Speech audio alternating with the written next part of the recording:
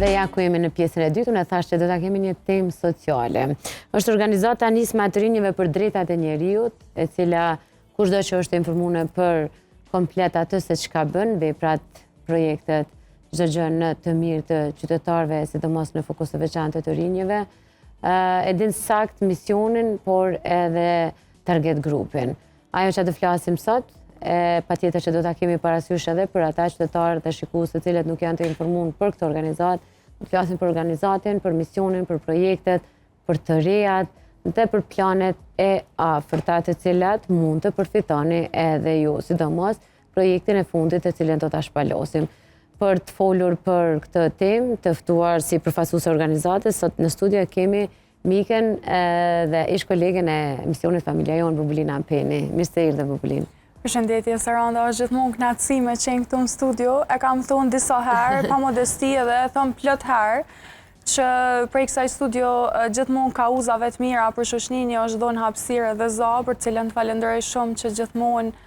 transmeton ka shumë pozitivitet edhe të mira për shoqërinë tonë. Është kënaqësi në çfarëdo forme që ty kem studio, Bubulin, qoftë si kolege, qoftë si ish kolege, sidomos tani që ti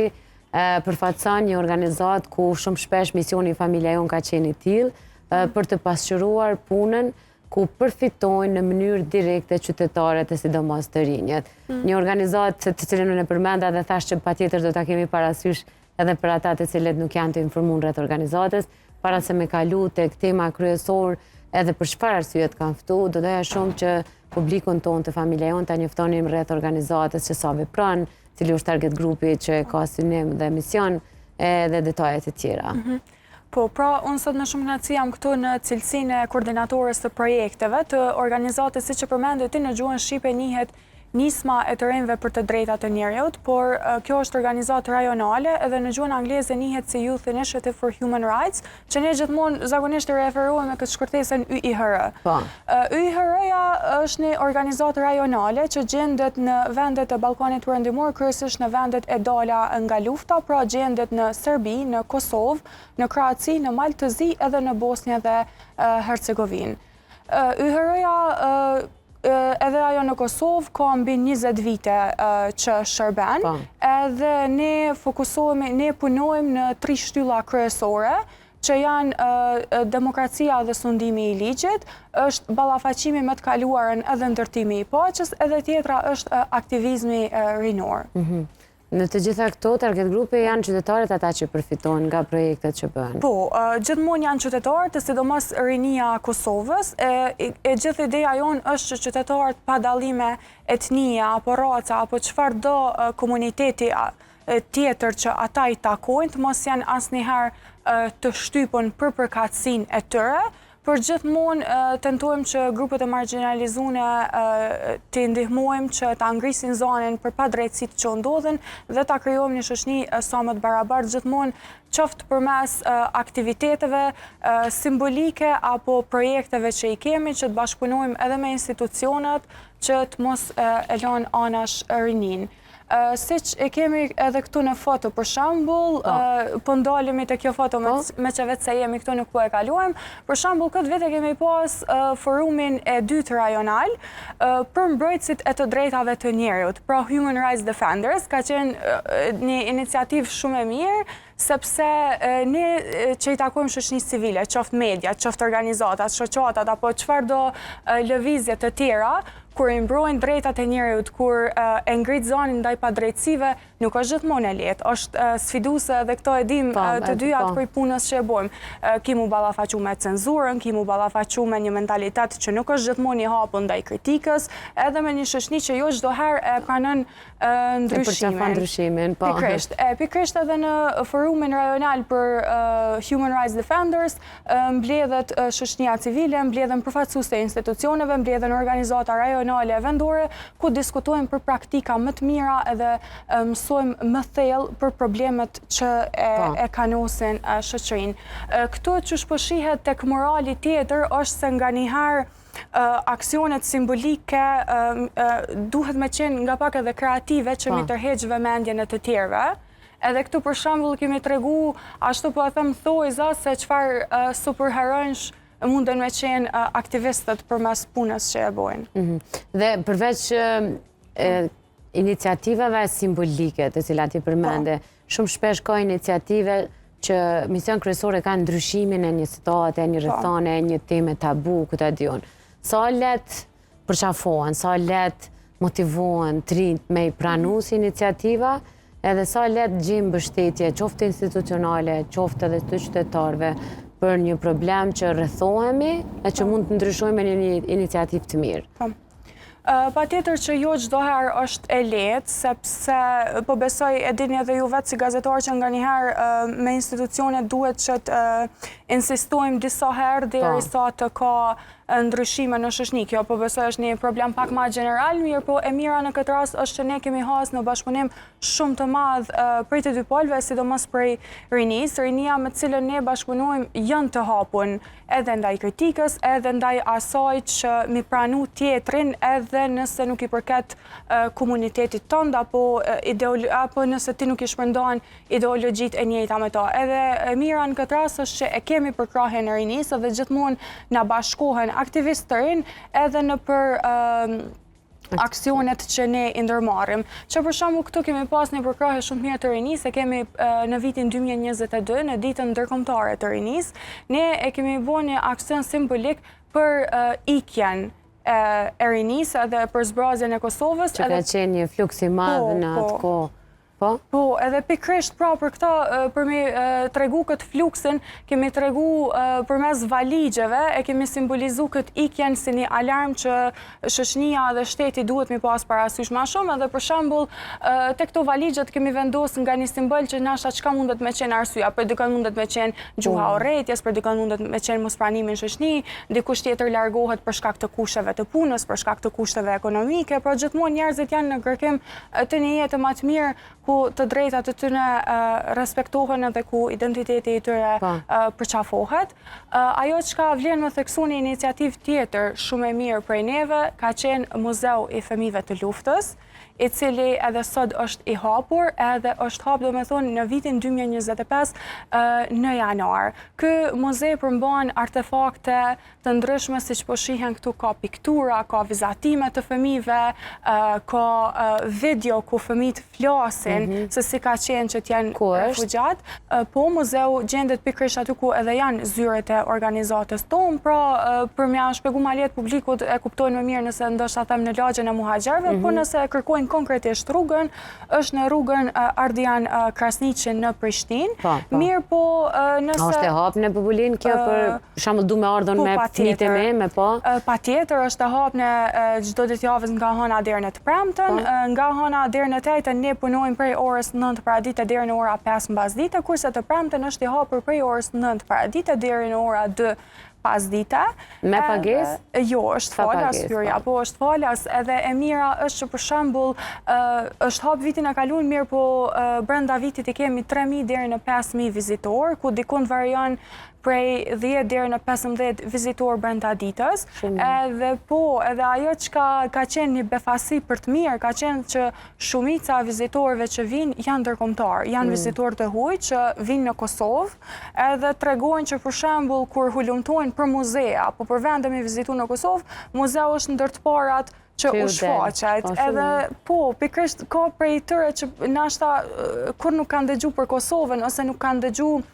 historinë është... Po, historinë e Kosovës, luftën për Kosovën, ose kanë dëgju narrativat të ndryshme, ashtu të copza që ose nuk janë të sakta, ose nuk janë të plota, ose ju kanë shkaktu paqartësi edhe më tepër, edhe kur vinë këtu për shembull dhënat i kemi në 3 gjuhë, në gjuhën shqipe, angleze edhe serbe, ku është shumë më lehtë për secilin person të çfarëdo nacionaliteti që t'i lexoj këto dhëna edhe që t'i shoh artefaktet nga afër. Shpesh kur mbien me taku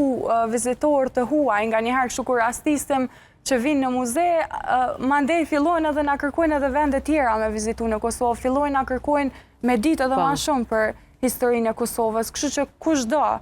edhe brenda vendit që është i interesuar, jeni të ftuar gjatë orarit. Me shiku edhe me mësu prej copsave të ndryshme të historisë. Por kjo nuk është vetmja Bubulin, 12 gushti është dita e të rinjve që shumë shpejt do të vi dhe YR po ashtu është me projektin e radhës. Si që tregova edhe më herët për ai rasti me valigje që e kemi, Ditën Ndërkombëtare të Rinisë YHR-ja çdo herë e shënon përmes aktiviteteve simbolike. Mirë, po këtë herë kemi vendos që në Ditën Ndërkombëtare të Rinisë pikërisht rinin ta informojmë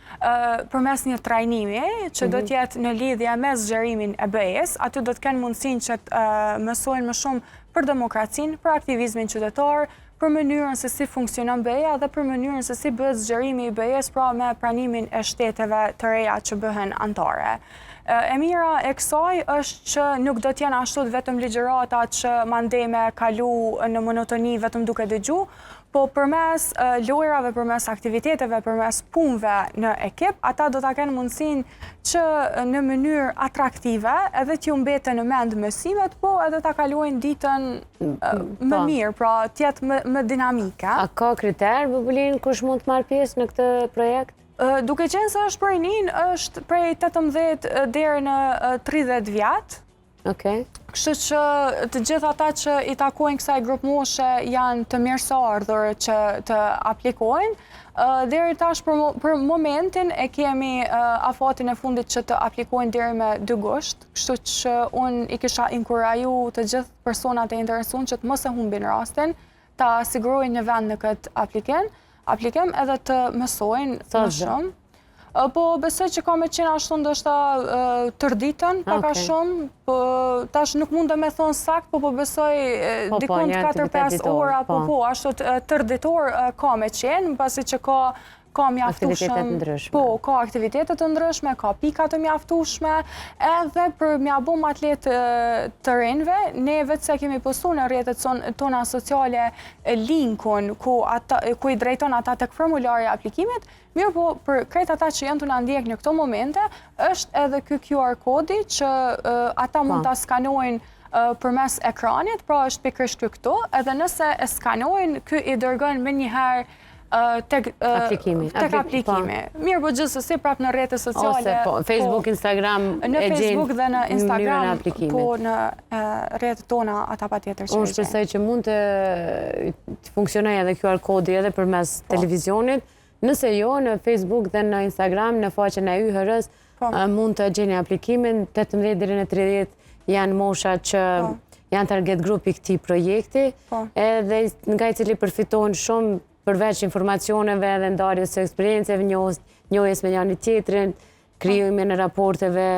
edhe me të rinj të tjerë, dhe kjo do ndodhë në Prishtinë, apo? Po, do t'jetë pra në Prishtinë, edhe tjetra pikë e rëndësishme është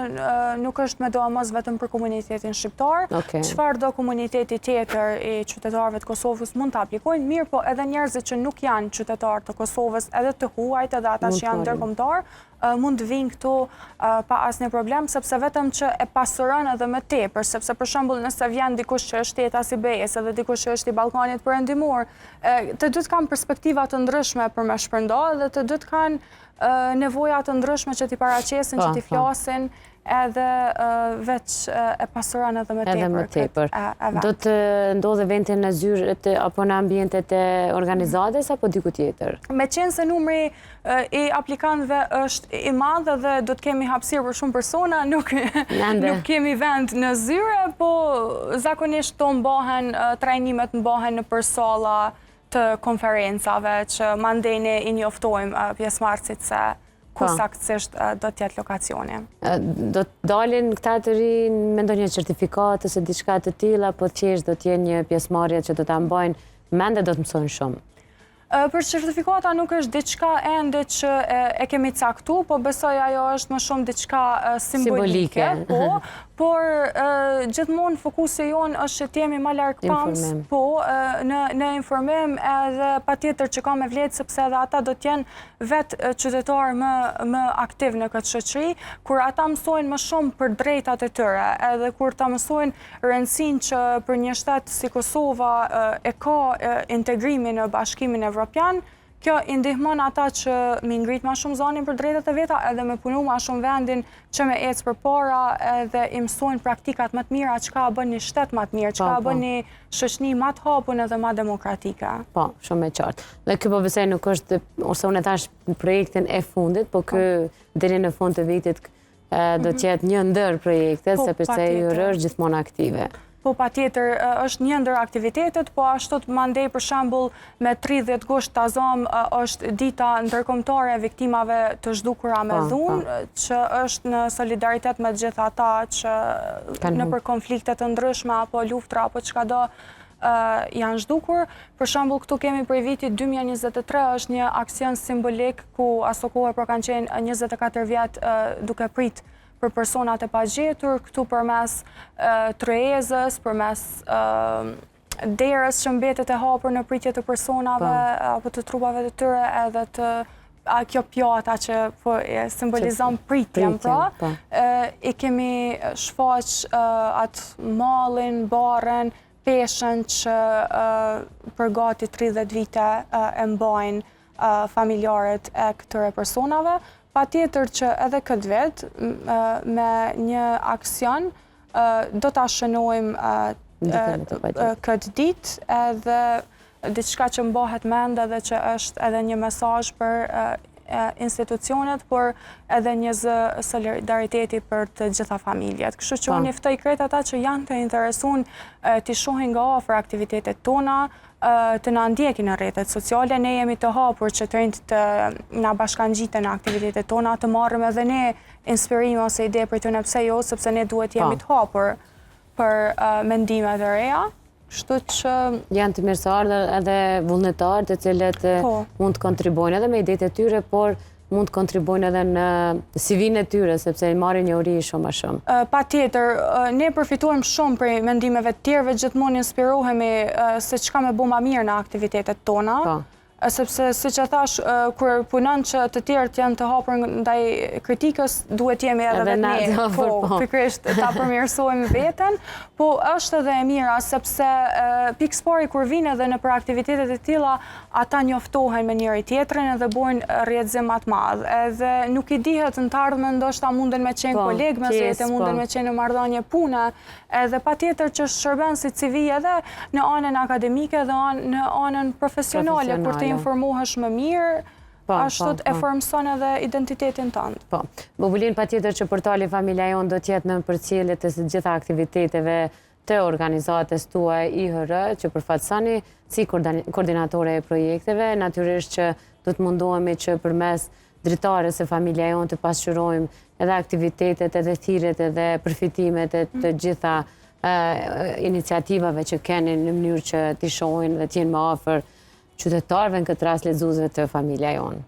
Unë falenderoj shumë që ishe sot me neve. Edhe unë falenderoj shumë për hapësirën që çdo herë ja ofron publikut që të informohen për kauzat të tilla në shoqëri. Kënaqësi dhe ky është misioni jon. Faleminderit shumë Bubulin. Faleminderit. Dashur miq, prej kësaj bisede që unë po shpresoj shumë që mbi të gjitha e keni mbajt fokusin tek aplikimi. Deri me 2 gusht keni mundësi të aplikoni, 18 deri në 30 është mosha ku mund të aplikojnë dhe të merrni pjesë në këtë aktivitet që mund të përfitoni shumë edhe ju, por edhe njerëz përreth juve nga njohuritë që ju keni dhe do t'i shpërndani tutje. Do të vazhdojmë te rubrika e kuzhinës, aty ku çdo herë ftojmë zonja e zotrin të ndryshëm që vinë për gatuar. Çuditërisht sot kemi një vajzë të vogël. Se çka do të na gatuaj dhe se sa është e shkathët në kuzhinë, do ta kuptojmë pas pak.